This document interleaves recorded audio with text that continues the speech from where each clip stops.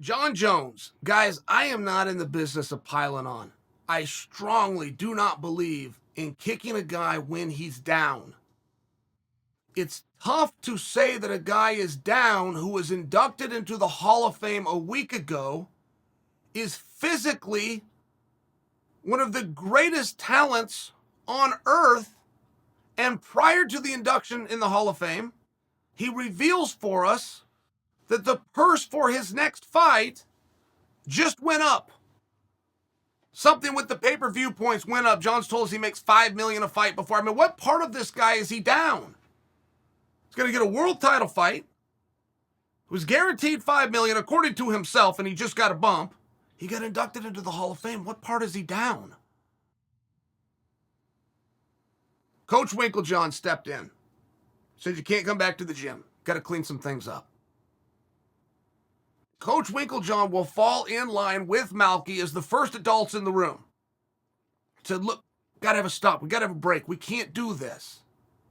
And whatever it took to get Wink to that conclusion, I bet that was very hard. Because it is the fight business. You fight through things. You stick together. You push. You go on. It's one of these deals where I'm sure that was very tough. I want to stay the hell out of it. That's between them.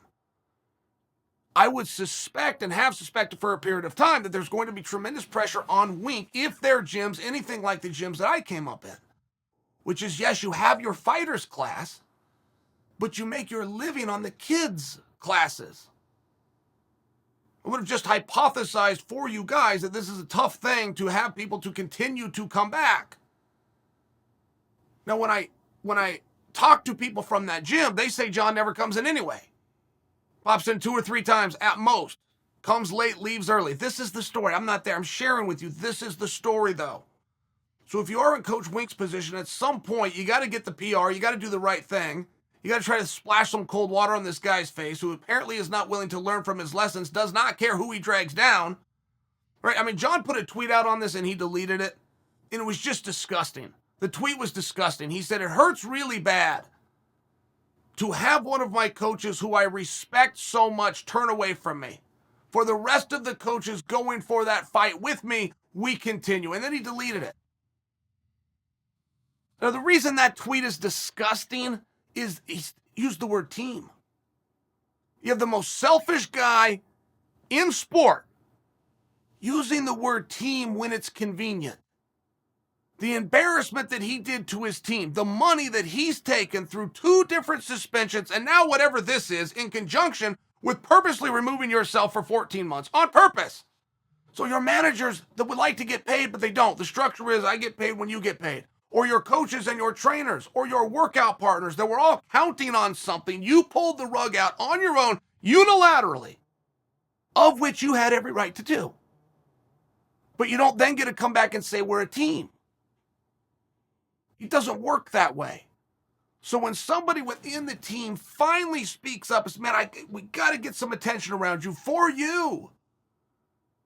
This is all for you, Mr. Selfish. So you can get back on track, so you can go out and potentially achieve great things. And then he came out and used the word team. Like, hey, we're all in this together. It was just a really weird thing. And I'm a little bit confused. Ryan Bader made a comment today about Jon. First comment I've heard from Ryan Bader. Ryan has the right to opinion as a double world champion and a former opponent of Jon. And Ryan said it's disgusting. His actions were disgusting. And anybody who puts their hand on a woman needs to be gone. Ryan Bader saying that represents the first person I've heard come out and talk about that openly, the way they truly feel. I have heard countless reports by fighters who will always hedge. Oh, Jon seems like a really nice guy. I sure hope he gets his stuff together. Well, which is it? If he needs to get his stuff together, then you believe he's guilty. If he needs to get his stuff together, you believe that he did it. But you're now saying that that's a really nice guy. Look, it doesn't get any worse than this. And I've been confused just as a human being with some of the dialogues that are just going around the world right now. Mental health is a huge topic. It is an absolute hot button. But to take somebody's bad behavior and then try to pin that on mental health, put it in the same category as people that were born with a disadvantage who need special care. Every time you do something bad, I go out, I get drunk. A lot of people drink. Chael P's not one of them. A lot of people drink. They don't come home and beat the hell out of their old lady in front of their children.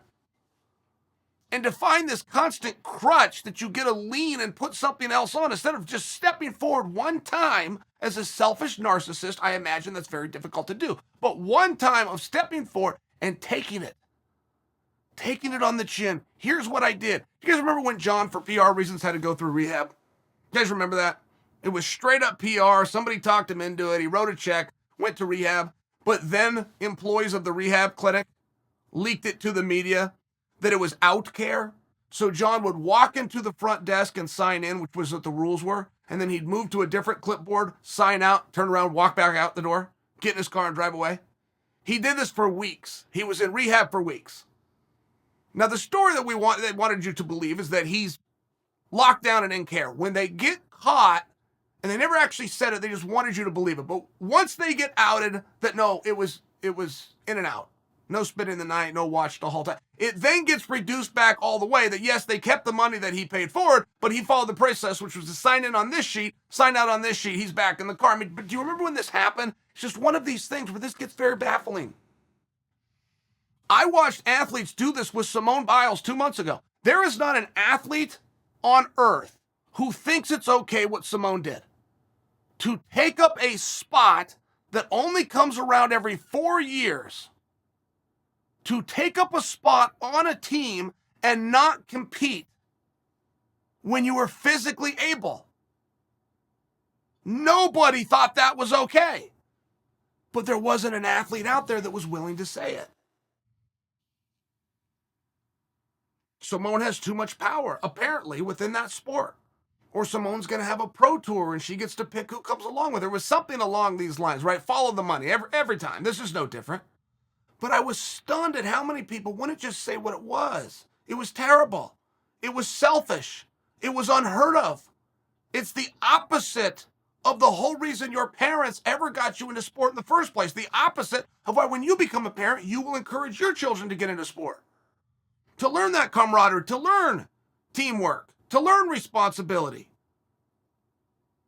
To count on somebody else, but also have that person know that they can count on you. Nobody thought it was okay, and nobody wanted to speak up about it. Ryan Bader's the only one? That's surprising to me.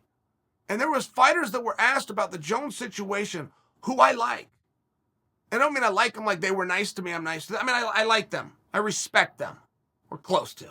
Respect might be a little tough, but right there, I appreciated these guys. I will look at them differently now. You don't have the balls to call out having a minor ask police to come because you're worried about what your father did to your mother. It's disgusting. And all of you that tried to hide behind it is disgusting.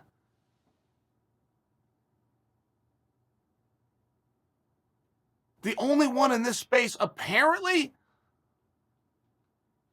that knew the right thing to say, which was the truth, was Ryan Bader.